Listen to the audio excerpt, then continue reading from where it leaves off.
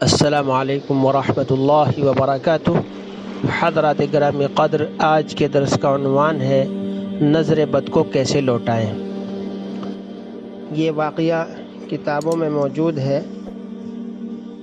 طب نبوی ابن قیم رحمہ اللہ سے حضرت حاجی شکیل احمد صاحب کی کتاب نظر بد کی تباہی میں نقل کیا گیا ہے کہ ابو عبداللہ ساجی فرماتے ہیں کہ وہ ایک مرتبہ ایک تیز رفتار اونٹنی پر سفر کر رہے تھے۔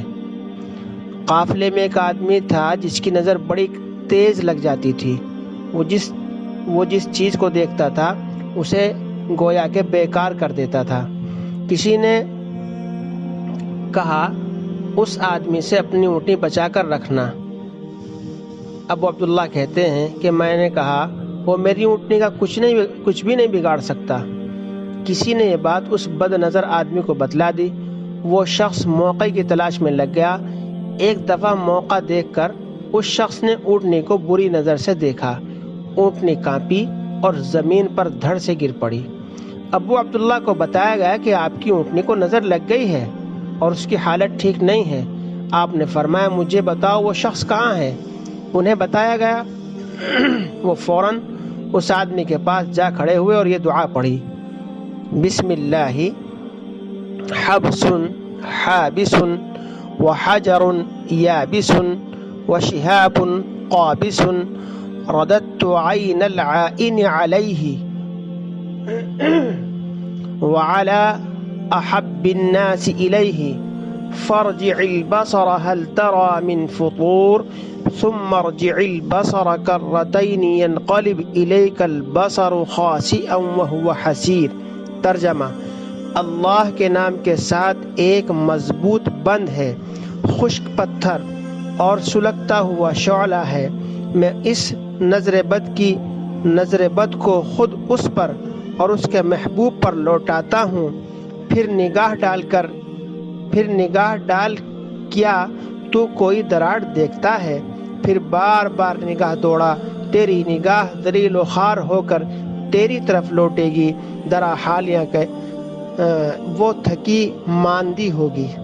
حضرات، جوں ہی انہوں نے یہ الفاظ پڑھے، اس بد نظر آدمی کی آنکھوں کے ڈلے باہر نکل آئے اور اونٹنی فوراً تندرست ہو کر کھڑی ہو گئی۔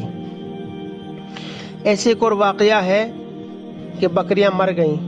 شیخ عبدالعزیز بن باز رحمہ اللہ کا بیان ہے کہ ریاض شہر کے اطراف کی بستی میں، ریاض جو سعودیہ کی راجدھانی ہے، اس کے آس پاس کی بستی میں ایک شخص بکریوں کے ریوڑ کے قریب سے گزرا تو اس نے نظر لگا دی، جس کے اثر سے تمام کی تمام بکریاں ہلاک ہو گئیں۔